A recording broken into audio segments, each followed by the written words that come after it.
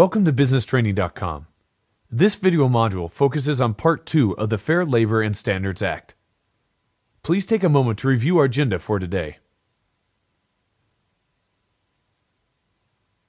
Determining the difference between exempt and non-exempt employees can be difficult. The Fair Labor Standards Act, however, has narrowly defined the exemptions to overtime and minimum wage requirements. Exemptions are determined through comparing the job duties and salaries to the requirements, not the job title. There are certain common established exemptions from minimum wage and overtime pay. The first is the executive exemption. To qualify for an executive exemption, the employee must be salaried at a rate no less than $455 per week. This requirement is standard in almost all of the exemptions. They must have their primary duty be managing a firm or managing a department or subdivision of that firm. They must regularly direct the work of 2 or more full-time employees, and they must have the authority to hire and fire other employees or have weight in suggestions and recommendations for hiring, firing, promotion or advancement, or other change in the status of other employees. For an administrative exemption, again, the employee must be salaried at a rate no less than $455 per week. They must have their primary duty be the performance of office or non-manual work that is directly related to the management or general business operations of the employer or its customers, and they must have their primary duty include the exercise of discretion and independent judgment with respect to matters of significance, which is a broad and general term. But if an employee meets the other two criteria and have a substantial impact in the organization, they should meet the last criteria in some way. Next, the professional exemption must again have the same salary requirements, but also have their primary duty be work that requires advanced knowledge. This is defined as work that is predominantly intellectual in character and includes work that requires consistent exercise of discretion and judgment.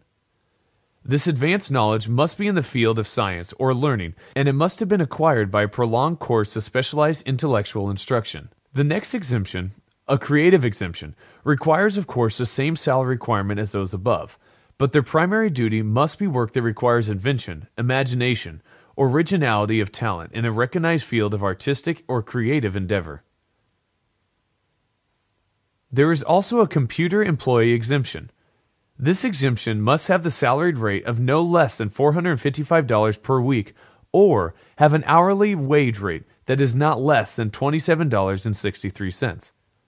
They must be employed as a computer systems analyst, computer programmer, software engineer, or other similarly skilled worker in a computer field.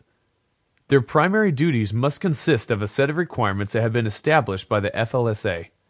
Check with your local wage and hour division office for information on those duties.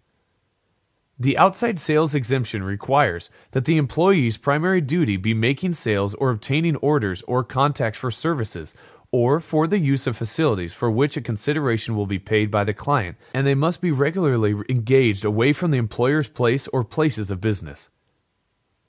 There is also a farm workers exemption for anyone employed on small farms.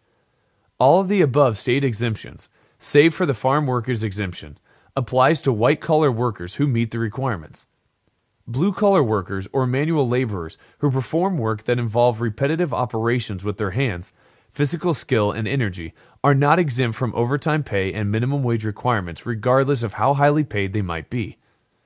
Public service such as police, firefighters, paramedics, and other first responders are also non-exempt from overtime pay premiums and minimum wage. There are also other positions that are exempt or partially exempt from overtime pay only. These include employees of motion picture theaters, domestic service workers living in the employer's residence, among many others. Again, it is always best to consult the local wage and hour division office to ensure all employees are accurately accounted for as exempt, non-exempt, or partially exempt. The FLSA also establishes rules to protect minors from jeopardizing their health, well-being, or educational opportunities by ensuring rules for their employment in safe work. For minors 13 and under, they are allowed to deliver newspapers, work as a babysitter, or work as an actor or performer in motion pictures, television, theater, or radio. They may also work in a business that is solely operated or owned by the parents, as long as the employment is not in manufacturing, mining, or any other hazardous occupation declared by the Secretary of Labor. Minors between the ages of 14 and 15 may only work outside school hours after 7 a.m. and until 7 p.m., except from the dates of June 1st through Labor Day when they may work until 9 p.m. They may not work more than 3 hours per school day and no more than 18 hours per school week, or no more than 8 hours on non-school days and 40 hours in non-school weeks. Some places they may work are in an office, grocery store, retail, restaurant, movie theater, baseball or amusement park, or gas station. They may not work in a construction or repair, processing occupations, public messenger jobs, door-to-door sales, sign waving, warehousing, and certain other occupations, as well as being unable to work in hazardous occupations declared by the Secretary of Labor. Once minors reach the ages of 16 and 17, they may work any day, at any time of day, for any number of hours and in any job, as long as it is not declared a hazardous occupation by the Secretary of Labor. Some of the occupations declared hazardous are listed, such as coal mining or mining, forest fire fighting and prevention, forestry services, driving a motor vehicle, meat packing or processing, or roofing or excavation operations, among many others. Consult with the Wage and Hour Division offices for a full list of hazardous occupations. Different rules apply to farms, however, and individual states may have more prohibitions.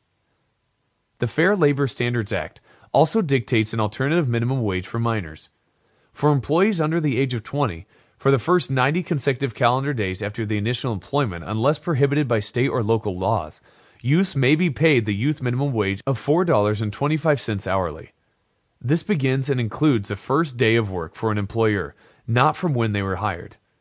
Employees that reach 20 before their eligibility period expires will receive the full minimum wage rate from that date. Youth employees may be paid the youth wage by any employer and not just the first employer, as long as they are under the age of 20. Employers are required to maintain and keep certain records for non-exempt workers. Such information includes, but is not limited to, the following: employee's full name and social security number, their address, birth date, hours worked each day, overtime earnings for the work week, or total wages paid each day period. There are additional requirements for records required that employers need to be aware of. Payroll records, collective bargaining agreements, and sales and purchase records should be retained for 3 years, and records on wage computations, such as time cards or sheets, should be retained for 2 years. There is no requirement on the method of timekeeping, so employers may choose any form of timekeeping, whether it's a time clock or the workers writing times on the records, as long as it's complete and accurate. The Fair Labor Standards Act has many requirements, but there are some things it does not require.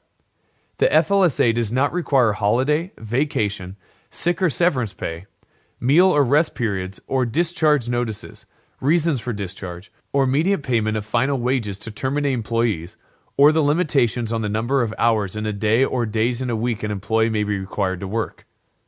Other regulatory acts or individual states will or may have requirements regulating these offerings. Since the inception of the FLSA, there have been many amendments to the Act. One of the most recent amendments is the passing of the Patient Protection and Affordable Care Act, which amends Section 7 of the FLSA. This amendment requires employers to provide reasonable break time for an employee to express breast milk for a nursing child for 1 year after the child's birth each time such employee has a need to express the milk. For this, the employer is also required to provide a place, other than a bathroom, that is shielded from view and free from intrusion from coworkers and the public, which may be used by an employee to express breast milk. Even if a bathroom is private, it is not permissible by the Act. If the space is not a dedicated space to the employee, it must be available when needed by the nursing mother. Temporarily created spaces or converted spaces are authorized as long as it fits the requirements of the Act, being shielded from view and free from intrusion from coworkers and the public. This regulation covers employers of 50 or more employees, but employers are not required under the FLSA to compensate nursing mothers for breaks taken.